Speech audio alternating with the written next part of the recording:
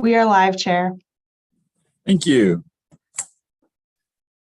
I will now call to order the August 2nd, 2023 meeting of the Nevada Local Justice Reinvestment Coordinating Council. Good afternoon and welcome to everyone. It's good to see each of you. I apologize for the state of my camera, which is not doing the best. A little hazy, but it will work for today's meeting. I also want to welcome those who are viewing the meeting on the Department of Sentencing Policy's YouTube channel.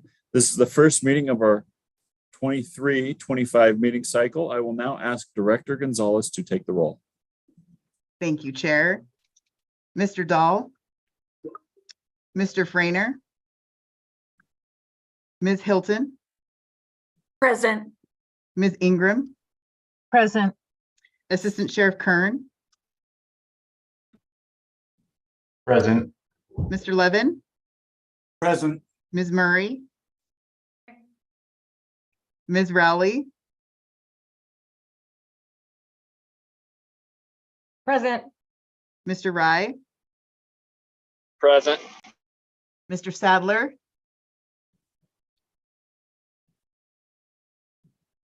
I'll know I can see Mr. Sadler. Okay, I apologize. I don't even know if you just called my name, but I think I'm here now. You're good. We marked Thank you. All right. I Mr. appreciate Schlapp? that. Thank you.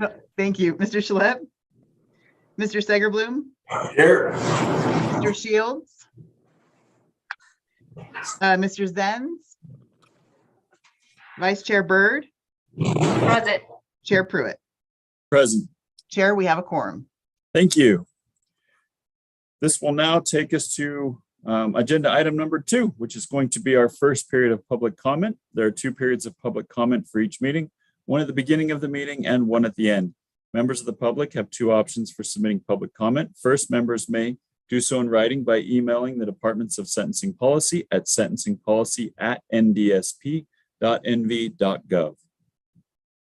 Public comment received in writing will be provided to the council and be included by reference in the minutes of the meeting.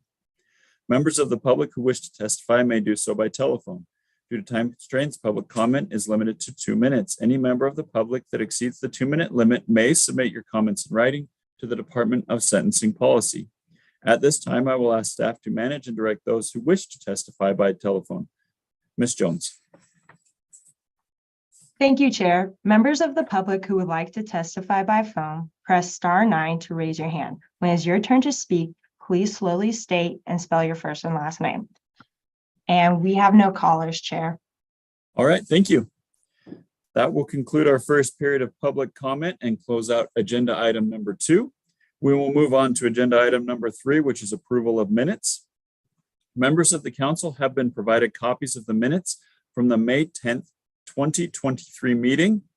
Right now, first, are there any edits, comments, or corrections that any member of the council would like to make to the May 10th meeting minutes?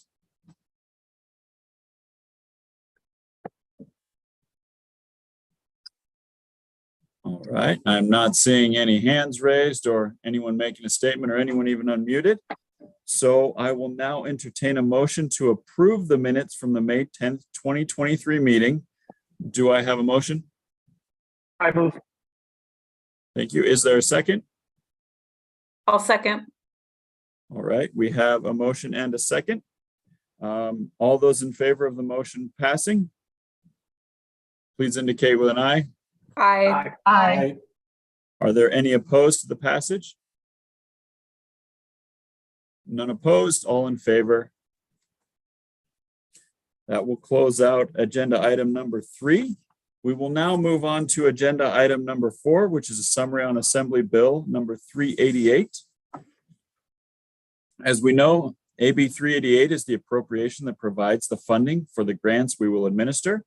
Deputy Director Powers is going to walk us through the bill, which also provides some requirements regarding the reporting and specifications of spending the funds that will be provided. Thank you, Chair. Good afternoon, Council. Georgia Powers, NDSP Deputy Director for the record. I wanted to go over a quick summary of AB 388. This is exciting legislation for us. The Nevada Local Justice Reinvestment Council was established as noted in NRS 176-014 to advise the Nevada Sentencing Commission on matters related to local governments. or mostly to identify county level programming and treatment to assist in reducing recidivism. A large part of the statute covers the duty to provide oversight of grants to further local level involvement for agencies and organizations providing programming and treatment leading to a reduction in recidivism. During the legislative session, AB 388 was introduced and passed, appropriating $3 million in general fund money to be made available to this council for the purpose of funding grants related to reducing recidivism. The act became effective on July 1st, 2023. I wanted to go over some key dates written into the statute. Regarding reporting requirements, the agency and organizations awarded grant funds will need to submit an expenditure report to the Interim Finance Committee on or before December 20th, 2024, detailing all grant monies spent through December 1st, 2024. Similarly, the final report must be submitted to the Interim Finance Committee on or before September 19th, 2025, detailing all expenditures through June 30th of 2025. Other important dates are June 30th of 2025, which is the date after which no funds can be committed for expenditure, and September 19th, again, 2025, after which no money can be spent and all remaining funds will be reverted to the general fund. The statute also allows that all books, accounts, claims, reports, vouchers, or other records be made available to the Legislative Commission auditors upon request. Thank you.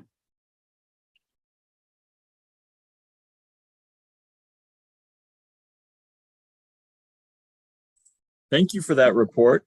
Does anyone have any questions for Deputy Director Powers?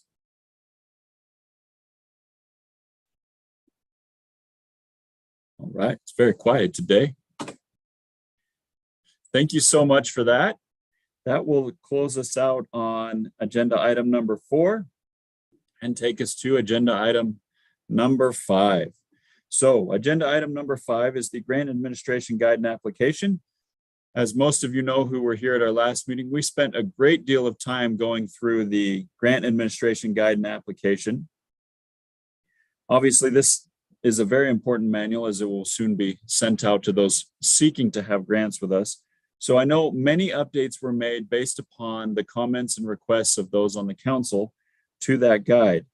So the revised guide was provided to council members for review. I'll ask Deputy Director Powers to walk through the guide again, and then we can decide if there are any additional edits that we would like included, or determine if we are ready to approve it and submit it to the Sentencing Commission for final approval. I will pass the time back to Deputy Director Powers. Thank you, Chair. Georgia Powers for the record. All right, I know we spent a great deal of time last time, so I'm going to summarize each section again, and we will talk about the changes that were made. So the first section is about the council, established in 2019 as part of Justice Reinvestment, and the council is statutorily required to make recommendations to the Sentencing Commission regarding grants to local governments and nonprofit organizations from the general fund. The grants must fund programs and treatment that will reduce recidivism. Additionally, the council is required to oversee implementation of the local grants. The Sentencing Commission is statutorily required to make data-driven recommendations regarding sentencing and correction policies, and it's required to identify costs avoided from the enactment of the Justice Reinvestment Initiative and make recommendations for reinvesting the costs avoided to provide financial support to programs and treatment that reduce recidivism. This includes recommending funding from the general fund to the council to administer grants to fund programs and treatment that will reduce recidivism. This grant program is meant to support counties that are committed to the sustainability of strengthening responses to behavioral health needs of incarcerated persons, focusing jail and prison resources on serious and violent offenders, improving efficiency and effectiveness of community supervision, minimizing barriers to successful reentry, all the while maintaining public safety. The funds are meant to provide support at the local level, further the goals of justice reinvestment, and deliver data-driven results. The primary goal of the Nevada Local Justice Reinvestment Grant Program is to fund data-driven programs and treatment that will reduce prison usage, reduce recidivism, and reduce victimization, all while maintaining public safety. Grants are distributed to qualifying applicants, and the following requirements apply. Funds must be awarded to support programs that reduce recidivism. No less than 10% of the funds awarded must be distributed to a nonprofit organization, faith-based organization, or local agency that provides services to victims of crime. 3% of grant funds are to be used for the data-driven evaluation of the funded programs. Applicants may opt to retain these funds to conduct their own data-driven evaluations or remit the funds to the commission and council for larger evaluations. Matching is required for all local level agency applicants. The purpose of matching contributions is to increase the amount of resources to a program supported by grant funds and promote the sustainability of programs. 30% matching funds will be required. We did add from the last meeting that in-kind service and salary matching will be considered to fulfill this matching requirement. And if a local governmental agency is awarded a grant, the grant agreement will identify records and documentation that must be provided and the schedule for submission. Grant recipients must provide program information upon request, including without limitation, qualitative and quantitative progress reports, program data points, outcome measures, program evaluations, and any other data collected. Grant recipients must also submit detailed financial reports on a regular basis. Those are the dates that I told you about earlier that are written into statute. Staff will meet with the grant recipients and determine timelines for regular reporting and program updates. Additionally, staff will provide assistance to grant recipients with the monitoring process. The funding formula. This is where there was a lot of discussion last meeting. So the top scoring applicants from each county will be awarded full or partial funding. Any remaining funds will then be awarded to qualified submissions within the applicant pool based on scoring and need as determined by the council funding priorities and the grant review committee scoring. If no qualified applicants remain, a second solicitation for grant applications will be initiated. The scoring matrix and priorities within the goals of justice reinvestment will be reviewed for each future grant cycle. So to be eligible for grant funding, you have to be a Nevada nonprofit organization, faith-based organization, or local governmental agency who support approved programs within the state that reduce recidivism, victimization, and maintain public safety. We did go over the allowable uses next time. Funds can be requested within the following budget categories. There weren't changes to those. I'm not going to reread that for you at this point. And also the prohibited uses and the generally allowable that must obtain permission. So the grant application, each applicant must submit an application, a scope of work, and a budget form. The review process will include an initial review of applications by the department, and staff will identify and assist the applicant with revisions or modifications before advancing the application to the review committee. Department staff will organize the grant review committee to review and evaluate the applications that meet requirements of the grant solicitation. Decisions and/or recommendations for funding will focus on the application's adherence to the goals, priorities, preferences outlined by legislation, the council, and the commission policy, or the grant review committee. The rubric is on the next page. The request may be approved in whole or in part as provisional with continued funding contingent upon program performance and progress. The timeline is there. We will start filling in those dates now that we know that we have money, and we can discuss that further. Again, the rubric is next, and then the awards. Following award decision and receipt of any outstanding or requested items, an agreement will be issued. The agreement serves as a legal contract. It has the terms and conditions of the award. The recipients are governed by the grant agreement and must comply. Staff may negotiate the terms of the grant agreement with the recipient. Modifications must be requested in writing. If they are agreed upon, if they are not agreed upon within a reasonable time as determined by staff, the council, and the commission, the grant award can be canceled. The grant award will be considered fully executed when all parties have signed, and the fully executed agreement will be returned to the grant recipient electronically and should be retained. Upon execution of the agreement, the grant recipient will receive disbursements on a schedule established in the agreement. It is the role of NDSP staff, the commission, and the council as grant administrators to ensure that grant funds are, as awarded, comply with federal and state laws, rules, regulations, and guidelines, as well as the goals of the grant program. Following reasonable notice to recipients and attempts to resolve problems informally, should a recipient fail to comply, funding may be suspended in whole or in part, terminated, or sanction imposed. And as we discussed last time, supplanting is not allowed.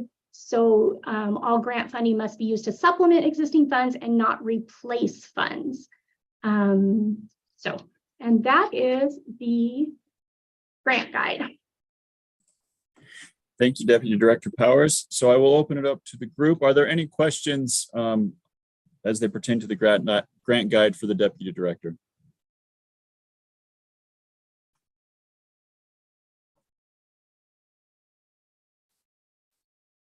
I'm not seeing any raised hand. Oh, I had a please. question. I was just curious, and maybe this isn't somewhere where it would be included, but in the last meeting, were we discussing potential limits on funding that would be allocated to different resources, like a limit for what a agency or governmental agency could request? And would that be something that would be included in this, or is that something that we took out or we're not going to consider? I apologize. Yes, a great question. From looking at the meeting, it seemed that that was something that we wanted to take out to have a number attached to that. If you, as a council, would like to change that, we can absolutely rework it.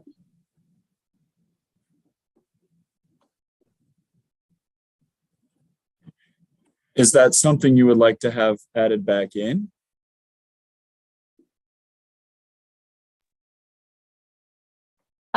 No, I just could not quite recall what we'd settled on and where we were at. And I mean, as a group, if we're okay with that, that's fine. I just couldn't quite remember if that was where we were at or not. And it just, had been taken out. So yeah, that's fine with me. Okay. If my recollection serves, and I'm sure I'll be corrected if I'm wrong, is we had concerns that people who may have larger grant requests wouldn't submit them for fear that they may not have the opportunity to get them. We would just, as we kind of shepherd them through the process anyway. Obviously, if every county submits to their max, then some of the larger ones won't take, but the chances of that happening every time aren't probably always there. So we just wanted to make sure everyone would have the opportunity to submit for the projects that would best serve their county. Yeah, and that works for me. While I'm on, I just wanted to ask one other question or clarification. Under the, I guess, page 2, reports and monitoring process, where it details the grant recipients are to provide, the information requesting, and then it goes through, all the progress reports, program data points, outcome measures, things like that. For those areas that are the smaller areas that would rely on the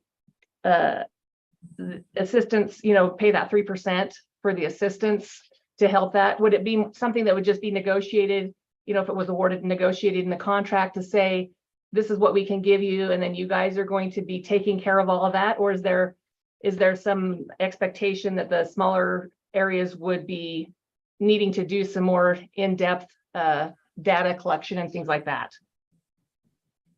All of the requirements will be spelled out in each grantee's agreement.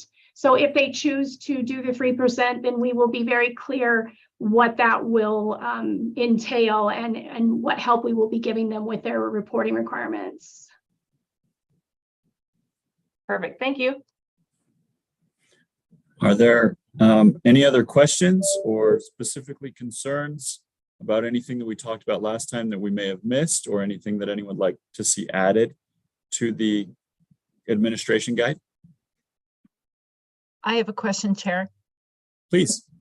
I just want clarification. Is every county going to be eligible for, say, 1/17 first? And then if there are no qualifying applicants, then their $176,000 or whatever that is gets allocated to other people? Is it going to be divided equally amongst the counties first? Georgia Powers for the record. No, that is how I interpreted your wishes from the last meeting, was that the 117th did not seem like a viable option.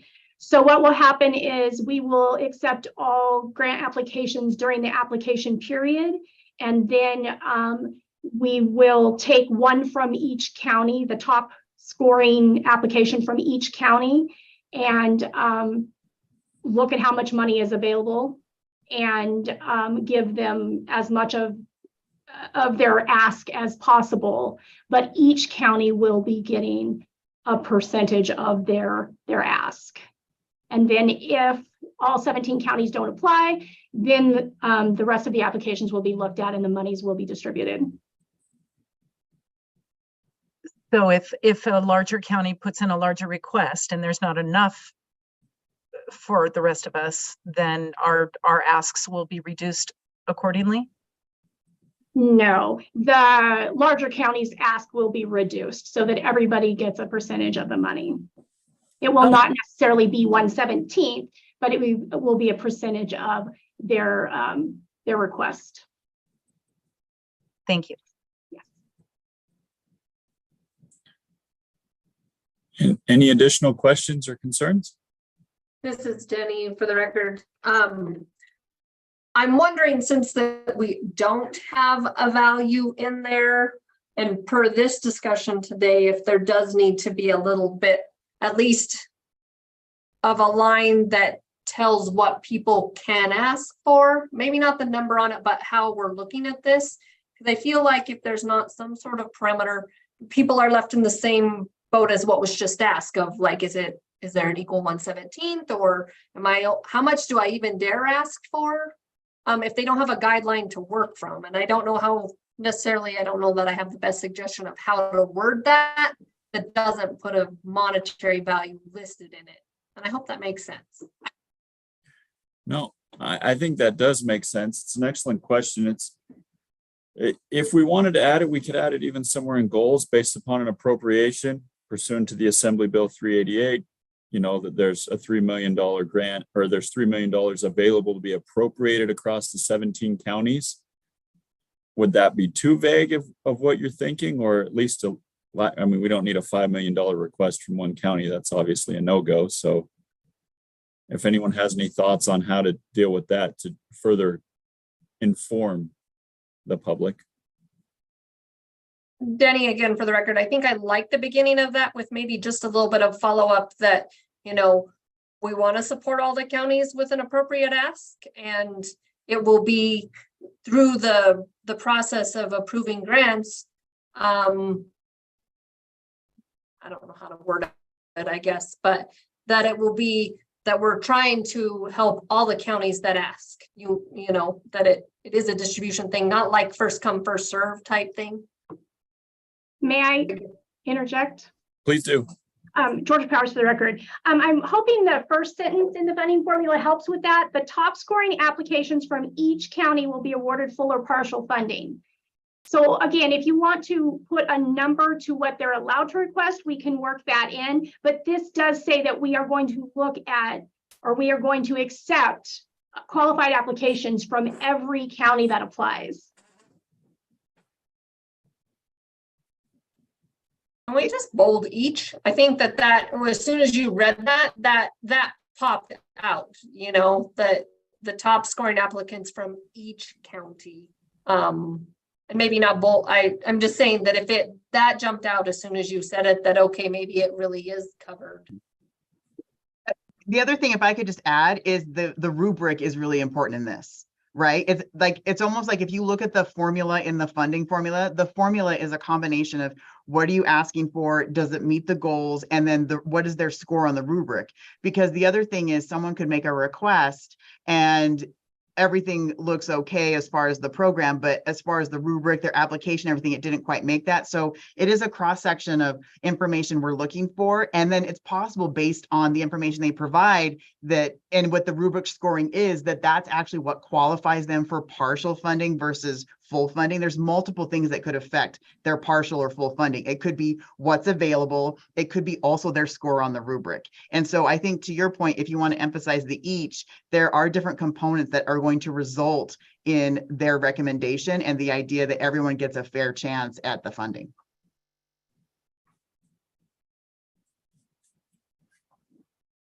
Thank you. Does anyone else from the council have thoughts on this issue? Just briefly, Julia Murray. Yes. I actually think that what Chair Pruitt proposed about having the actual grant stated in the goals is kind of important. The more I've thought it through here, the numbers aren't actually mentioned anywhere. And I think we're sort of assuming a lot if we guess that each little potential nonprofit out there might go and look up the Senate bill and see what amount of money we're actually talking about and all the rest. I don't know that everybody has the resources always to do that, and they might otherwise fit here. And it is just the addition of like one sentence following the one you have. And I think it's something that could, even if there's other support for that, I think it's something that we could even still vote to pass this at the end, but ask with the addition of that sentence. I don't want to cause any delay here. But I think it's kind of important to talk about the parameters that we're working within. And then I do agree with both Denny and Georgia on the fact that the funding formula, if we just maybe strengthen that first sentence, it's very much there then. Thank you. Any other thoughts or comments? Jenny, for the record, I disagree that maybe that's the number we need. And there's the 3 million, because then at least they have something to wrap their brain around. And between those two might solve the issue.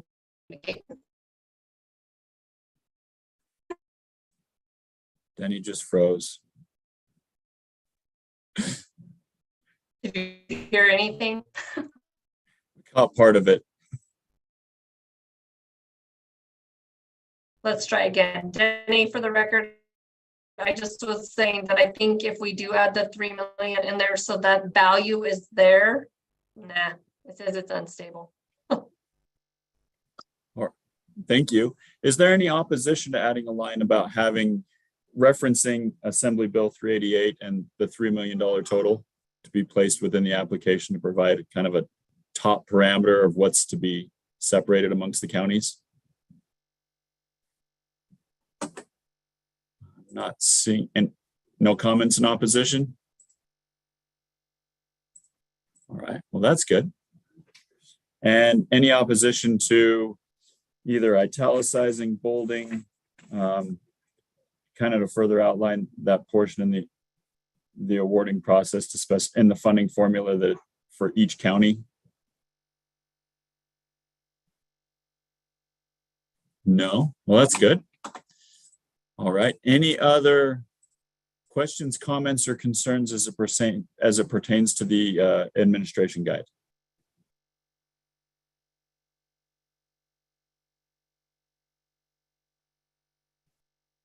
Not seeing any.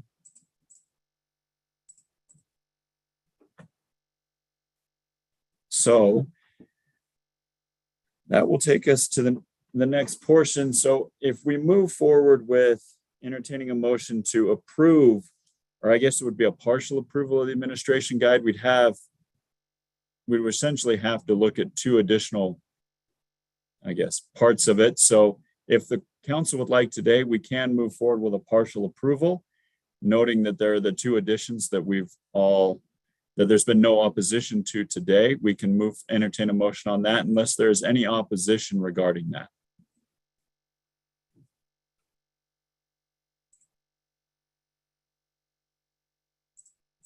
All right, I'm not seeing anyone unmuted or saying anything. Is there a motion for approval of the administration guide to include the two proposed amendments that we have discussed here today? Julia Murray, I move to approve the grant administration guide as presented with the additional referential sentence either to Senate Bill 388 and or to the $3 million appropriation to be added to the goals section on page 1, and a second modification to the word each under funding formula, sentence 1, page 2, to highlight it further, be it by bolding it, italicizing, underlining, or otherwise. And with those two additions to approve this grant administration guide. Thank you. Do we have a second? This is Denny Bird for the second, or for our second. I second Julia Murray's motion. All right. Is there any requested discussion regarding this motion and second? Not seeing any. So all those in favor, if you could indicate with a verbal aye. I, Aye. Aye. Are there any opposed? All right, hearing none opposed, motion passes with all those in favor. Thank you all. That now closes agenda item number 5. Takes us to agenda item number 6, which is discussion of potential topics and dates for our future meetings. The dates for our meetings for the rest of the year are provided in the agenda. Our next meeting is scheduled for November 1st, 2023. Our staff is currently working on topics and items for discussion at our next meeting. But if anyone has any proposed topics they would like to discuss now, we would be very happy to hear those so that we can ensure that everything is properly included in our next meeting. Are there any proposals for topics that we want to make sure we include in our next meeting? This Chair, is if I- Denny Bird Oh, go ahead, for the Amy. record. Do we need to add or make sure that all counties have identified or re-upped somebody as a member of this committee in response to the request from the county managers and county commissioner? I will pass that question to Director Gonzalez. I'm going to go ahead and take that. Georgia Oh, Powers. perfect. We have reached out to everyone. We have nudged a bit. There are many counties whose commission meetings have not aligned with this first meeting. So as soon as they have their meeting and elect the person, we will be getting those names and they will be added to the council.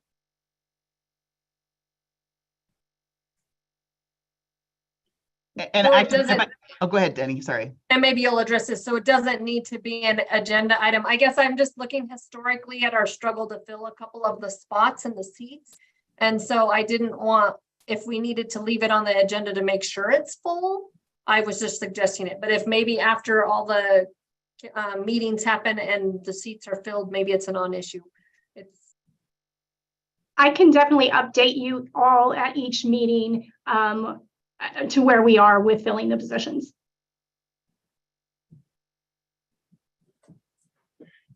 Yeah, Chair, if I could, on a couple of things, actually. So just to follow up on that, and so actually, Vice Chair, so we already have Steve Rye here, who's new, and he was just appointed. And so we have, and there are a few members here today who have already been reappointed by their county. And so, yeah, like Deputy Director Power said, we can provide you a list of exactly who's been either reappointed or we're still waiting on. But I'll say, based on the first time we did this, the counties are very communicative, and I'm sure the $3 million helps a little bit. But also, I will credit this council for the work that you did the last 2 years. It's really shown the boards of county commissioners what type of individual we're looking for to appoint to the council. And so I will go ahead and, be willing to say the odds of getting everybody appointed, we're not going to have any challenges.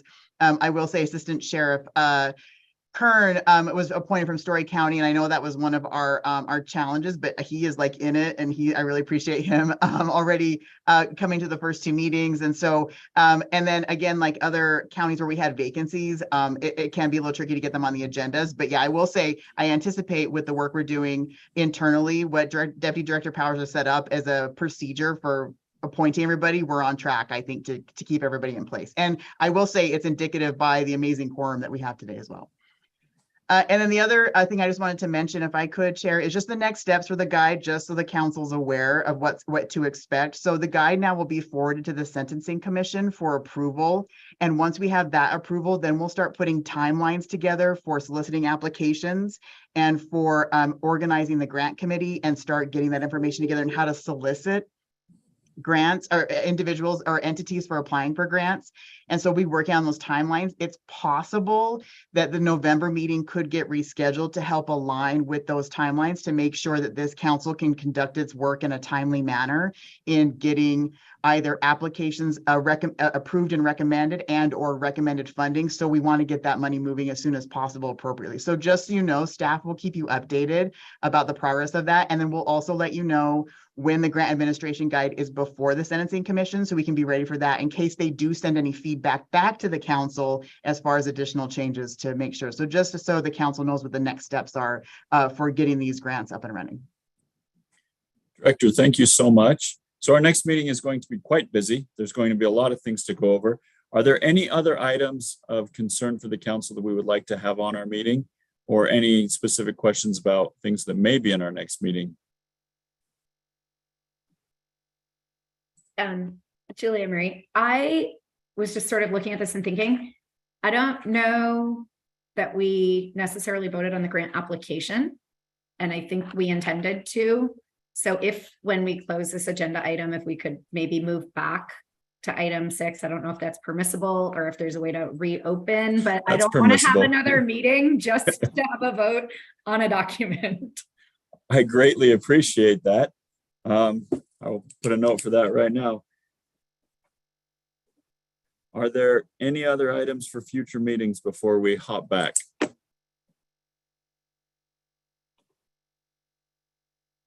Not seeing any. That would close up agenda item number 6, and we're going to jump back to take a look at our application. Everyone should have received an updated copy of that application. In reopening that portion of item number 5, are there any questions, concerns, or comments regarding the grant application that would like to be raised today?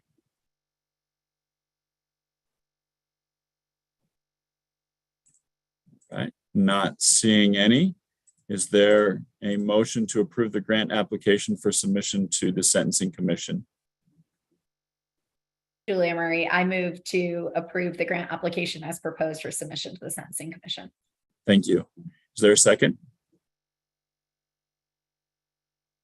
Dorothy Rowley, I'll second that.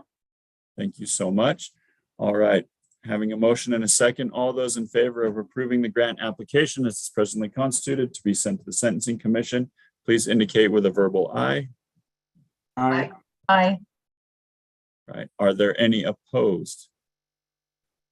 All right. Not hearing any opposed, the motion carries with all in favor.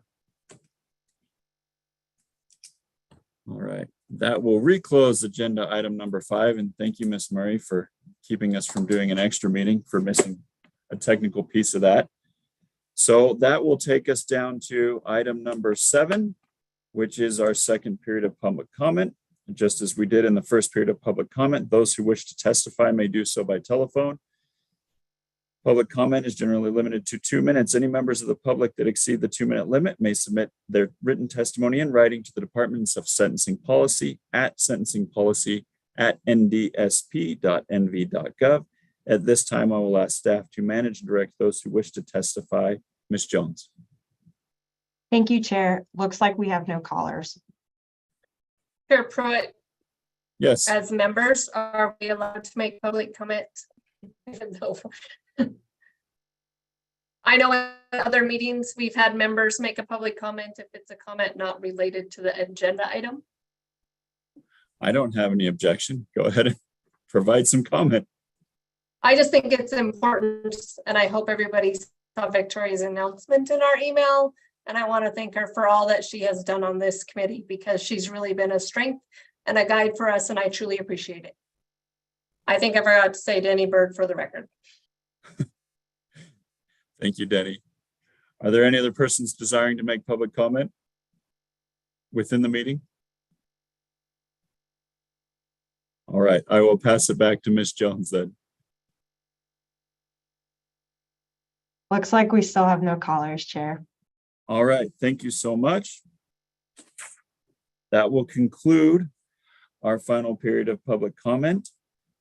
And this will take us to agenda item number 8. I wanted to thank everyone for all of their work, and especially Director Gonzalez for all the work that she did to get us on track and help us to figure out what we were to do with this great council, given that we only have a few provisions in statute from which to work from. So a very big thank you to her.